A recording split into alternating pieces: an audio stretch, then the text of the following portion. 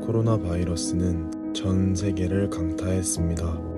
불과 7개월이라는 짧은 시간 동안 사람들의 삶은 급격히 바뀌었습니다.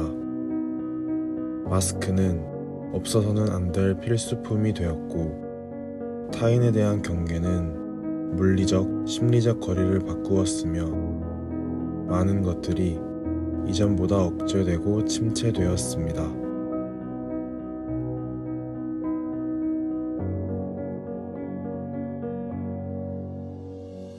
하지만 이 시기를 거치며 급격히 발전한 분야가 있습니다. 바로 배달 서비스입니다. 전 세계에서 가장 배달 서비스가 발달된 나라, 한강에서 피크닉을 하다가도 앉아서 치킨과 피자를 배달시킬 수 있고, 당일 택배 서비스, 맞춤형 퀵 서비스까지 다양한 배달 서비스가 우리의 생활 속에 깊숙이 자리 잡고 있습니다.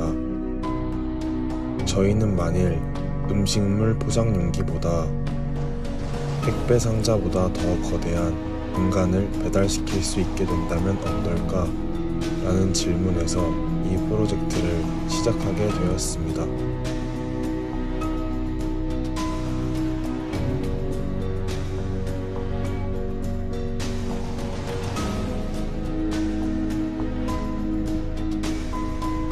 공간을 배달한다는 개념은 다양한 역사 레이어의 교집합입니다.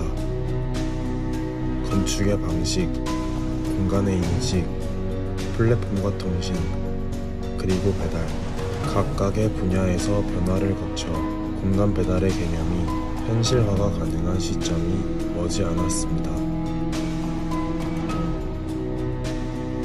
과거의 무거운 형태로부터 현재에 이르기까지 다양한 공간의 개념들이 등장하였습니다.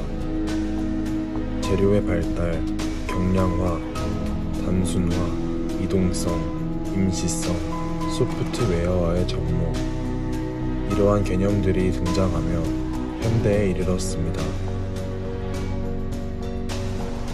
1960년대의 메타볼리즘에서는 캡슐의 모듈성, 모빌리티에 대한 개념이 언급되었습니다.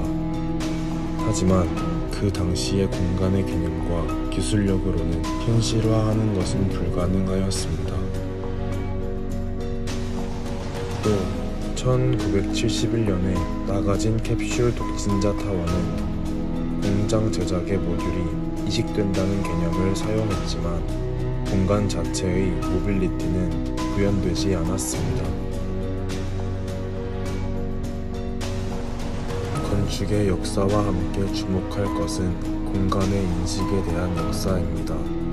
공간의 전통적인 장소성은 교통수단의 발달, 소프트웨어의 등장, 인터넷, SNS, 스마트폰 발달 과정을 통해 그 형태가 점점 흐릿해져 갔습니다. 또한 코로나 사태를 통한 비대면의 활성화는 더 많은 분야에서 비장소성을 촉진시켰습니다. 시간의 흐름에 따라 목적성과 전문성이 강조된 형태는 방문화를 등장시켰습니다. 또한 이는 소프트웨어의 발달에 따라 그 형태가 생기고 합쳐지고 소멸하는 것을 반복하고 있습니다. 장소성에 큰 영향을 끼쳤던 통신과 인터넷, SNS의 역사는 불과 50년밖에 되지 않았지만 문자와 사진과 같은 다양한 비음성 데이터 전송을 시작으로 SNS와 어플리케이션, 위치 기반 서비스를 기반으로 다양한 서비스가 출시되었고, 스트리밍 서비스와 가상현실 서비스, VR의 등장은 장소의 제약을 탈피하는 데 큰 영향을 주었습니다. 통신과 기술의 발달은 음식이나 신문, 우유 등에 국한되던 기존 배달의 한계를 허물었습니다. 1991년 택배업이 법제화된 이후 퀵 서비스가 생겨나고 배달 품목의 제한이 사라짐에 따라 각종 플랫폼들이 생성되었고 배달 소요 시간을 지속적으로 단축시켰습니다. 이길 배송이 보편화되며 사람들이 배송이라는 개념을 익숙하게 받아들이는 데 영향을 주었습니다. 인터넷과 3G 서비스가 자리 잡고 스마트폰을 사용하는 모바일 시대로 접어들며 앱스토어와 어플리케이션의 개념이 자리 잡았고 이는 SNS, 공유 공간의 플랫폼, 스트리밍 서비스의 등장과 보급으로 이어졌습니다. 이들의 자체적인 연계와 소프트웨어의 이식은 앞서 말한 장소성의 개념을 희석하였습니다. 틈새, 이 공간은 여러분 각자에게 의미 있는 공간일 것입니다. 도시에서의 틈새는 100년보다 전인 1900년대 초반부터 시작한 건축법의 역사와 평행하게 흐르고 있습니다. 우리는 도시가 발전함에 있어 증가하는 수요를 감당하기 위해 항상 발전의 가능성이 있는 틈새 공간을 찾아왔습니다. 1950년의 6.25 전쟁, 1960년대의 과밀 주거를 해결하기 위한 한강변의 개발, 1970년대 강북 지역의 포화로 인한 강남 지역의 개발, 1980년대 양적 팽창의 대체로서 공원시설들과 생활 편의시설들의 개발, 1990년대의 개발 제약과 2000년대의 도시계획은 수요를 감당하기 위한 대체제로서의 틈새였습니다. 하지만 2020년 과포화된 서울에서 사람들에게 제공할 수 있는 공간은 한계에 이르렀고 이제는 건물과 건물 사이의 좁은 공간이 도시에서 볼 수 있는 보편적인 틈새가 되어버렸습니다.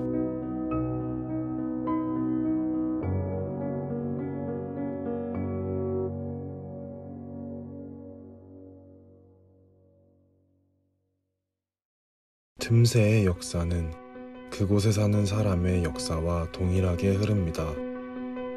누군가에게는 긍정적인 추억의 장소이고 누군가에게는 부정적인 이미지의 공간일 것입니다.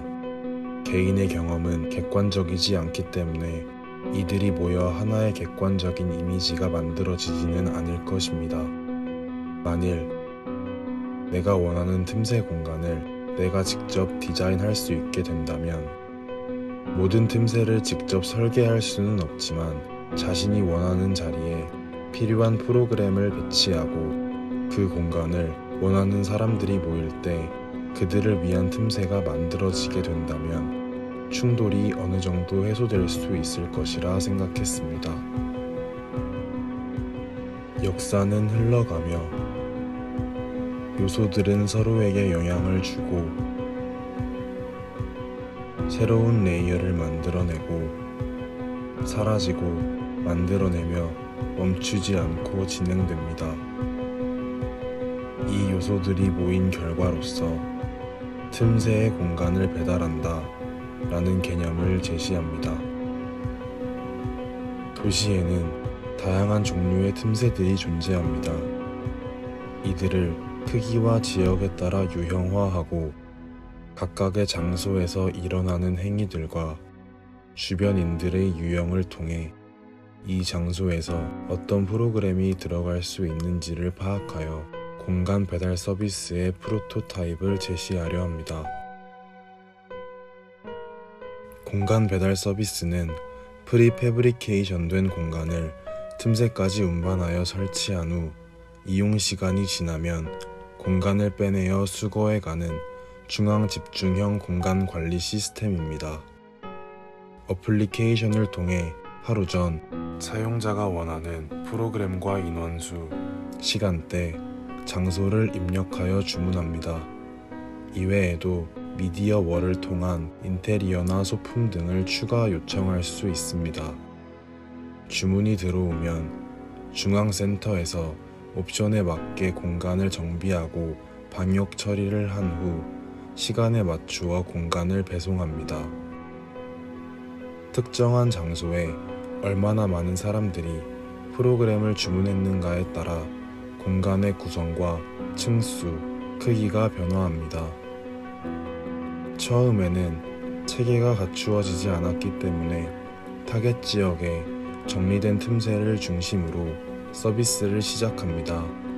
그리고 이를 기준으로 배달될 공간의 유형 분류 작업을 통해 추가적인 기준 체계를 마련합니다.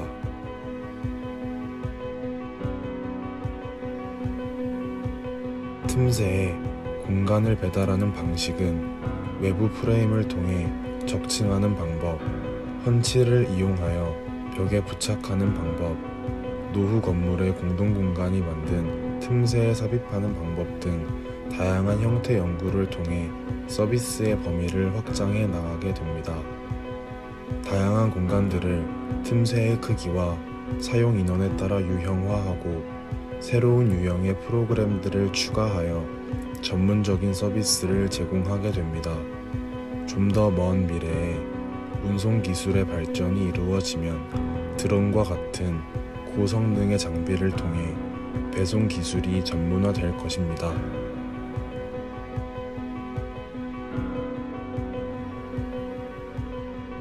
공간 배달 서비스는 공간을 필요로 하는 사람에게 가장 가까운 곳에서 공간을 제공합니다. 한낮에 역사문화 지역에서는 갤러리와 스튜디오가 되고 한밤의 상업 지역에서는 파티룸과 일일 숙박시설이 되며 노인과 사회적 약자의 근처에서는 이동식 보건소와 복지 프로그램이 됩니다. 프로그램이 부족한 지역에서는 임시 방편이 되고 새로운 공간을 시도하는 사람들에게는 기회를 제공합니다. 매일 늘 보던 틈새는 그곳을 이용하는 우리에 의해 매 순간 다른 공간이 됩니다. 완전히 비워지고 완전히 채워지기를 반복하며 우리의 곁에 한 발 더 가까워집니다.